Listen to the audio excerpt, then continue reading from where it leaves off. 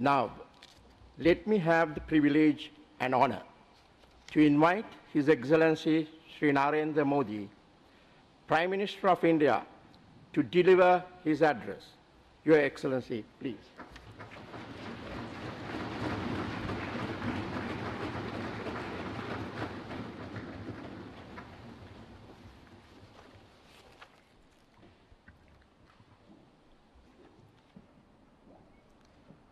Honorable Speaker of Parliament, Mr. Chamal Rajpaksha ji, Honorable Prime Minister of Sri Lanka,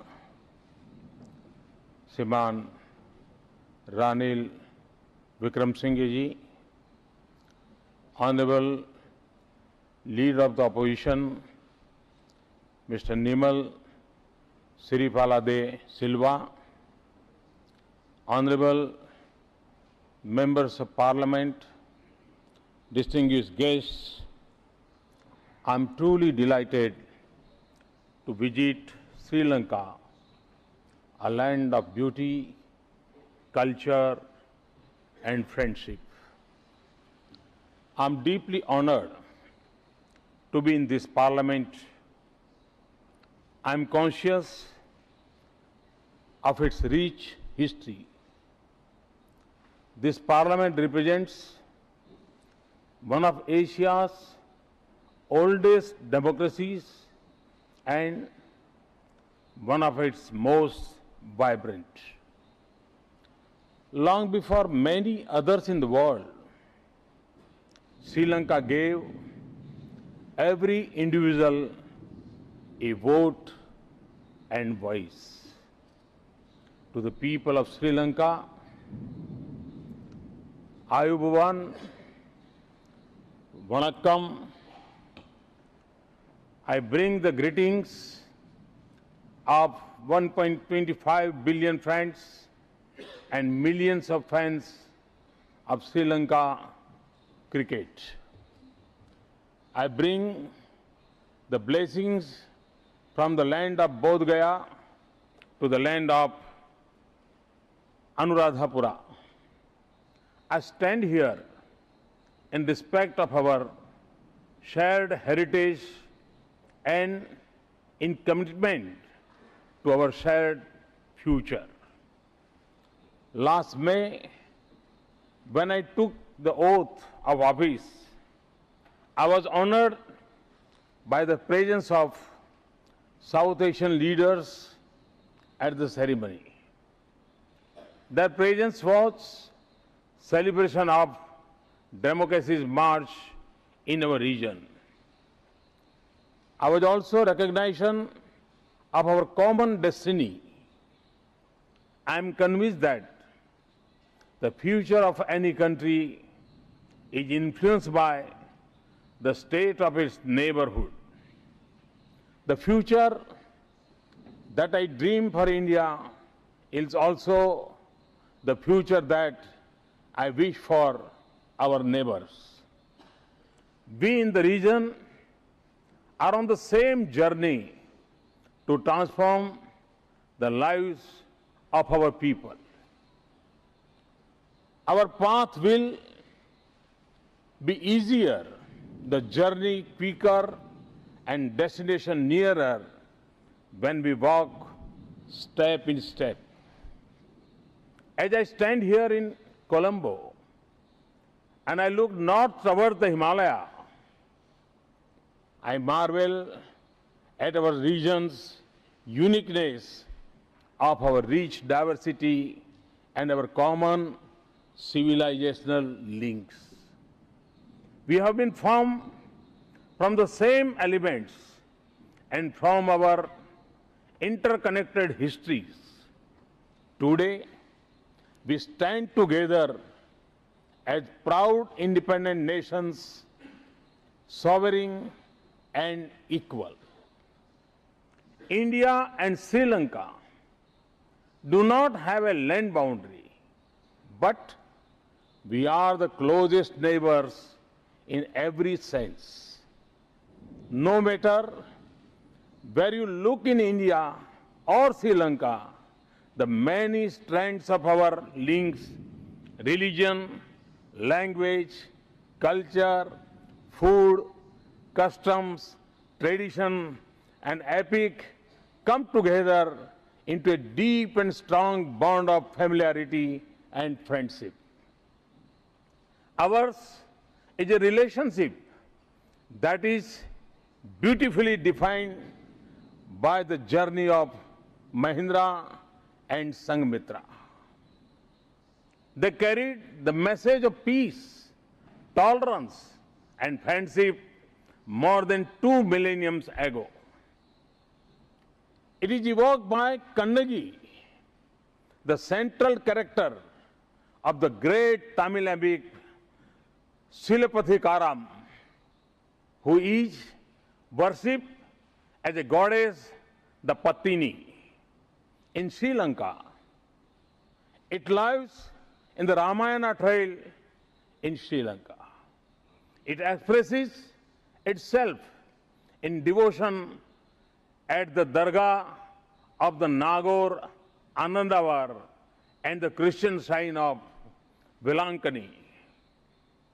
It is reflected in the friendship of Swami Vivekananda and Anagarik Dharmapal, the founder of the Mahabodhi Society in Sri Lanka and India.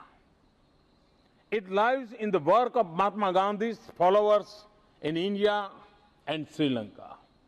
Above all, our friendship thrives through the interwoven lives of ordinary Indians and Sri Lanka.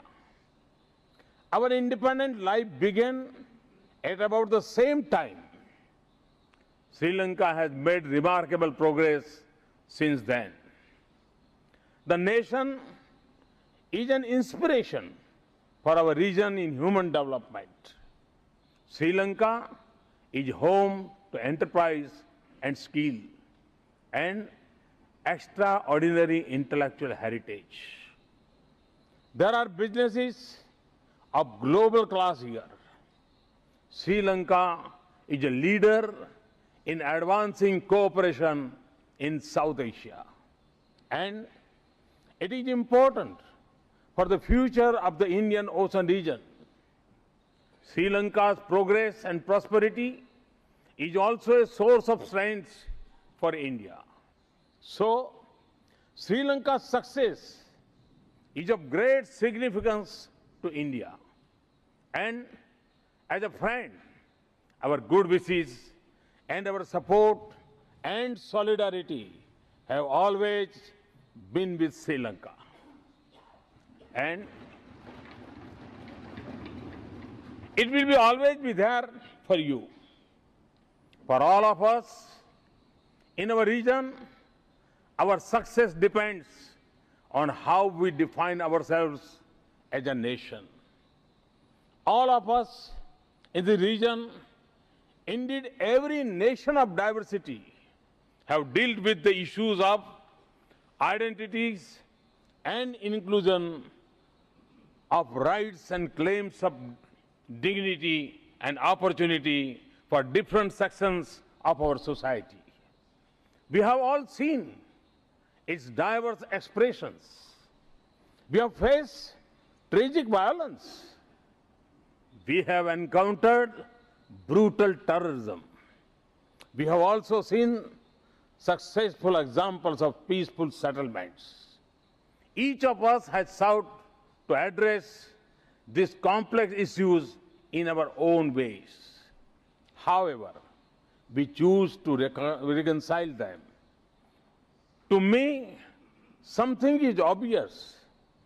Diversity can be a source of strength for nations. When we accommodate the aspirations of all sections of our society, the nation gets the strength of every individual. And when we empower states and districts and villages, we make our country stronger and stronger. You can call this my bias. I have been a chief minister for 13 years, a prime minister for less than a year. Today, my top priority is to make the states in India stronger. I am a firm believer in cooperative federalism. So, we are developing more power and more resources to the states, and we are making them formal partners in national decision-making processes. Sri Lanka has lived through decades of a tragic violence and conflict. You have successfully defeated terrorism and brought the conflict to an end. You now stand at a moment of historic opportunity to win the hearts and heal the wounds across all sections of society. Recent elections in Sri Lanka have reflected the collective voice of the nation, the hope for change, reconciliation, and unity. The steps that you have taken in recent times are bold and admirable. They represent a new beginning. I am confident of a future of Sri Lanka defined by unity and integrity, peace and harmony, and opportunity and dignity for everyone. I believe in Sri Lanka's ability to achieve it. It is rooted in our common civilizational heritage. The path ahead is a choice that Sri Lanka has to make. And it is a collective responsibility of all sections of the society and of all political streams in the country. But I can assure you of this, for India, the unity and integrity of Sri Lanka are paramount. It is rooted in our interests. It stems from our own fundamental beliefs in this principle. Honorable Speaker and distinguished members, my vision of an ideal neighborhood is one in which trade, investments, technology, ideas, and people flow easily across borders. When partnerships in the region are formed with the ease of routine. In India, the growth momentum has been restored. India has become the fastest growing major economy in the world. The world sees India as the new frontier of economic opportunity. But our neighbors should have the first claim on India. And I again repeat, the first claim on India is to our neighbors, to Sri Lanka. I'll be happy if India serves as a catalyst in the progress of our neighbors. In our region, Sri Lanka has the potential to be our strongest economic partner. We will work with you to address your concerns, to boost trade and make it more balanced. India's trade environment is becoming more and more open. Sri Lanka should not fall behind others in this competitive world. That is why we should conclude an ambitious, comprehensive economic partnership agreement.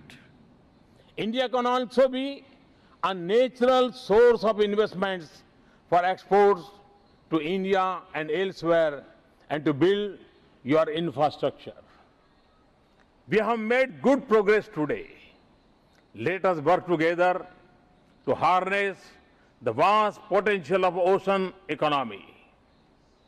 Our two nations must also take the lead in increasing cooperation in the South Asian region and the Lanka BMISTIC region.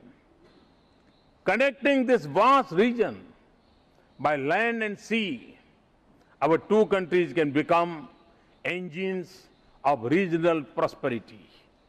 I also assure you of India's full commitment to development partnership with Sri Lanka. We see this as a responsibility of a friend and a neighbor. India has committed $1.6 billion in development assistance. Today, we have committed further assistance of up to $380 million to the railway sector. We will continue our development partnership. We will be guided by your government, and we will do so for the same level of transparency that we expect in our own country. Last month, we signed the agreement on cooperation in peaceful use of the nuclear energy. More than anywhere else in the region, I see enormous potential to expand cooperation with Sri Lanka in areas like agriculture, education, health, science and technology, and space. Indeed, we are limited only by our imagination. We hope that Sri Lanka will take full benefit of India's satellite for the SAARC region. This should be in space by December 2016. People are at the heart of our relationship. When we connect people, bonds between nations become stronger. That is why we have decided to extend the visa on arrival facility to Sri Lankan citizens.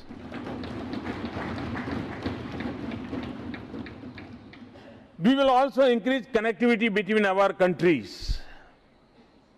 We will strengthen ties of culture and religion.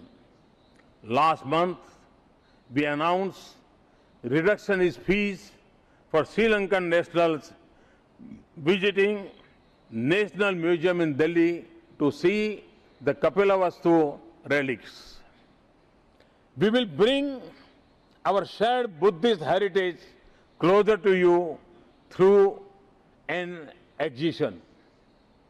Together, we will develop our Buddhist and Ramayana trails. My birthplace, Vadnagar, was an international center of Buddhist learning in ancient times. Excavations have revealed a hostel for 2,000 students in plan to redevelop the center. Mr. Speaker, a future of prosperity requires a strong foundation of security for our countries and peace and stability in the region. The security of our two countries is indivisible. Equally, our shared responsibility for our maritime neighborhood is clear. India and Sri Lanka are too close to look away from each other, nor can we be insulated from one another. Our recent histories have shown that we suffer together and we are more effective when we work with each other. Our cooperation helped deal with the devastation of tsunami in 2004. As a Chief Minister, I was pleased to share our experience in reconstruction after the Bhuj earthquake in 2001. Our cooperation is also integral to our success in combating terrorism and extremism. For both of us, local threats remains, but we see threats arising in new forms and from new sources. We are witnessing globalization of terrorism. The need of our cooperation has never been stronger than today. The Indian Ocean is critical to the security and prosperity of our two countries, and we can be more successful in achieving these goals if we work together, build a climate of trust and confidence, and we remain sensitive to each other's interests. We deeply value our security cooperation with Sri Lanka. We should expand the maritime security cooperation between India, Sri Lanka, Maldives to include others in the Indian Ocean area. I often say that the course of the 21st century would be determined by the currents of the Indian Ocean. Shaping its direction is a responsibility for the countries in the region. We are two countries at the crossroads of the Indian Ocean. Your leadership and our partnership will be vital for building a peaceful, secure, stable and prosperous maritime neighborhood. In our deeply interconnected lives, it is natural to have differences. Sometimes it touches the lives of ordinary people. We have the openness in our dialogue, the strength of our human values, and the goodwill in our relationship to resolve them. Mr. Speaker, Sri Lanka and India are at a moment of a great opportunity and responsibility for realizing the dreams of our people. This is also a time for renewal in our relationship, for a new beginning and new vigor in our partnership. We have to ensure that our proximity always translates into closeness. We were honored that President Sirisena chose India as its first destination last month. I am honored to be his first guest here. This is how it should be between neighbors. Tomorrow, we'll go to Talai Mannar to flag off the train to Madhu Road. This is part of the old India-Lanka rail link. I recall the lines of a famous song, Sindhu Nidyani Misai, composed by the greatest nationalist poet Subramaniam Bharati in the early 20th century. Singala Tiva Kin Vakyanora Palam Ammai Pom. We shall construct a bridge of Sri Lanka. I have come with the hope of building this bridge. A bridge that resets and strong pillars of our shared inheritance of shared values and vision of mutual support and solidarity, of friendly exchanges and productive cooperation, and above all, belief in each other and our shared destiny.